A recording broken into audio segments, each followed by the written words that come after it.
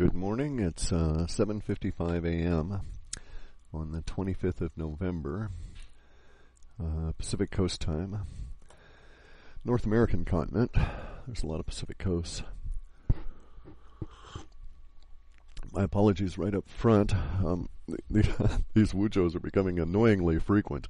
I never intended to do this many of them, but this particular one has been urged on me by circumstances and a number of requests. Before I get into it, though, the business of the day, we have been in crisis mode with some complications from Kathy's health. I think we're able to see our way through the problems of the last week or two, and things will gradually return to, whatever's going to be our new normal for a while. And in the meantime, you'll just have to bear with me on my absence in being able to get at emails. So my apologies to that. Now, I still read them as the opportunity presents itself, because I can flip Vortex on and plow right through them. But the ability to respond to them has been limited by the demands placed on me here at home. Anyway, though, I've gotten a shocking number of emails about this Coast to Coast show the other day, which is really what prompted me to do this particular Wujo, and I've got a couple of other subjects to quickly cover as well in it. But let's get to the Coast to Coast interview. It was with this fellow by the name of Drunvalo. Melchizedek, I think, is his last name. Drunvalo is an interesting name in and of itself. You rarely see it anymore.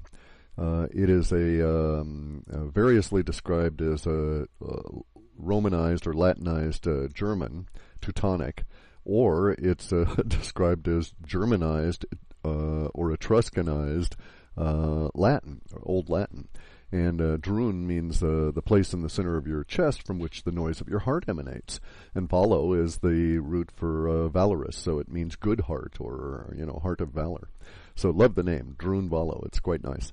And of course it also sounds, to a certain extent, as it means, the Drun of your heart. Anyway, though, and just as an aside, that particular word predates German even, and comes from an area of the Black Forest in the old Teuton, and maybe one of the older words in terms of the primacy of its relationships back to what is called Sumerian.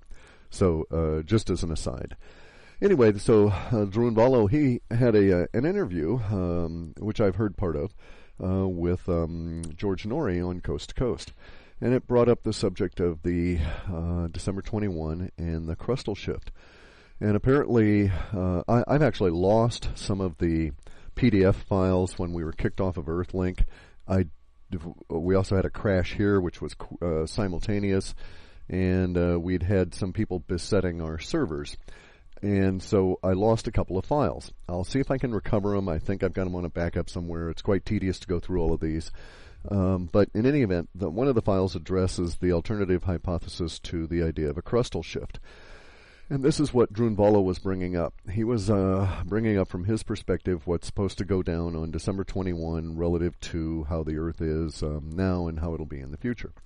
And he's speaking to the idea that we're going to have a magnetic crustal shift, or a magnetic pole shift, and this will induce a crustal shift. He doesn't call it that. They refer to it in different terms in the interview.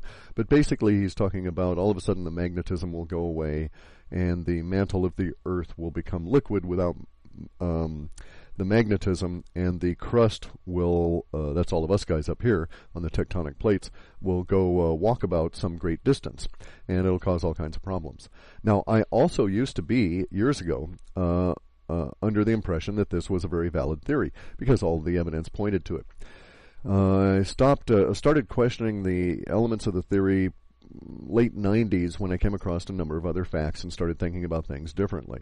And some of the facts in the matter are that the evidence that is cited by Drunvalo and goes all the way back to people like Charles Hapgood and others. His Path of the Poles was one of the seminal works about our weird magnetic tracery that's left on our planet, that apparently suggests that our crust goes walkabout periodically, and that periodicity there's no real word there, but that period is actually about 13,000 years. Coincidentally, half of the precessional cycle at all. Okay, well, and all of this evidence is valid. Charles Hapgood, all of the people that followed him, those few that preceded him along this line are all looking at valid evidence, and they're making valid conclusions. The problem is, in my view, they're wrong. Now, they're wrong because their thinking, in my view, is not open to the idea of an expansion of the planet. If you view all of the planets as being a growing media, so to speak, and a being that will grow over time, it brings a new element into play that explains all of the evidence without there having to have ever been a crustal shift. And you can get into the details with me anytime you care to.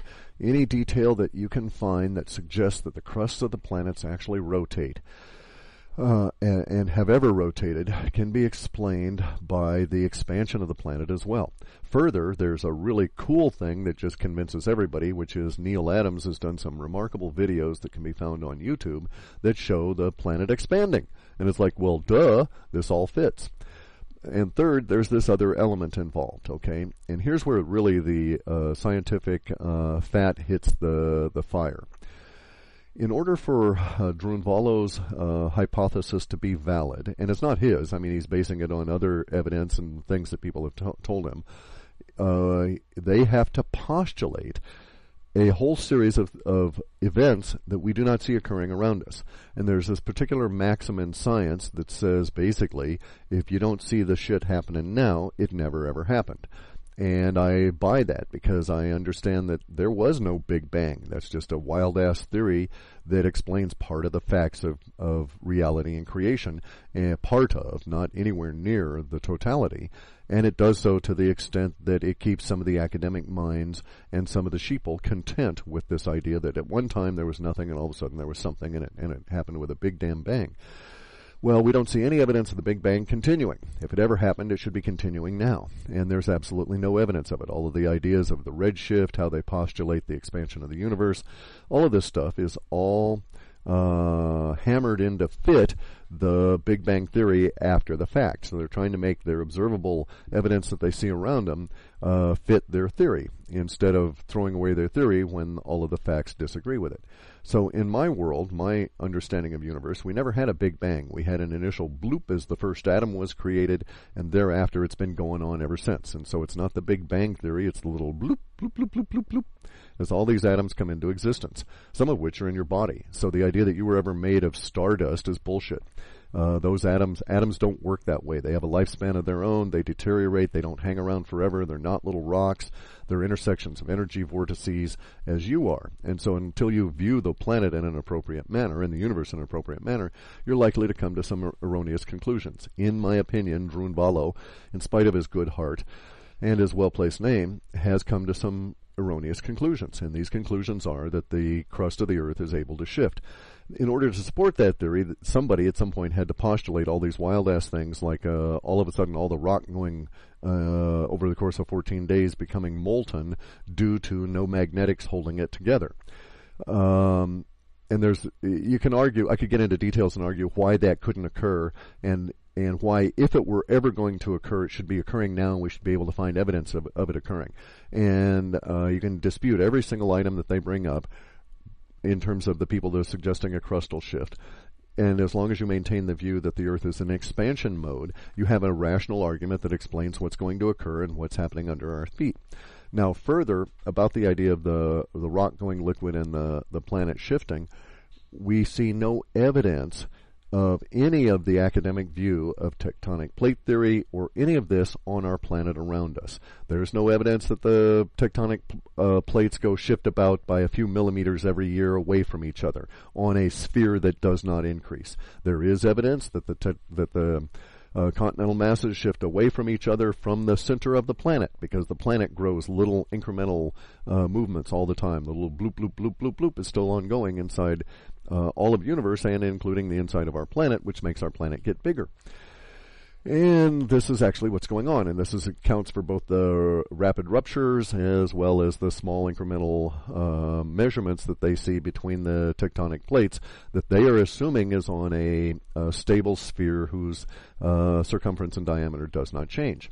As soon as you allow into your thinking the idea that the circumference and the diameter of the Earth does change, it grows over time, then you can have a different view of things, and none of it postulates or suggests at all a crustal walkabout. So no, I do not think that Drunvalo is correct, and no, I don't think on December 21 there's going to be any kind of a 14-day period that's going to lead to a crustal walkabout. Nor do I think that the Mayan evidence that was written down in the long count or on any of the stelae in any way relate to any of the idea of a crustal walkabout, although I do think that they are indeed talking about all the other kinds of crap that's going on at the moment. And a lot of the stuff that they are talking about relates to how Morris Cottrell suggests that the symbols be translated. And being in the symbol business, I've looked at a lot of these, and I agree with a number of his conclusions. There are many I don't agree with, such that as finding the Merkaba there indicating that that Judaism was rampant in pre-Mesoamerica. In fact, the Merkaba is a symbol that was adopted by the Rothschilds and the Kabbalists late in the last millennia, and so the Maya's use of it predates it, as does the Hindus at all. It would be like saying, okay, because we find the Merkaba symbol, the intertwined tetrahedrons, in some Sanskrit literature that we see dating back, at least in terms of its own internal references to eclipses and stuff and alignments, it appears to be dating back 23,000 years.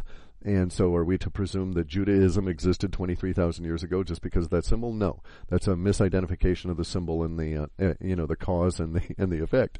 So again, we have that, I think, in the case of Drunvalo's understanding of what's going to occur. We are indeed in a period of crisis for the planet insofar as us scurrying little critters across the surface of it. This relates to the problems that the Earth itself is undergoing in its own expansion, and as the solar system changes. The relationship of the planets to the sun is much more complex than anybody would think.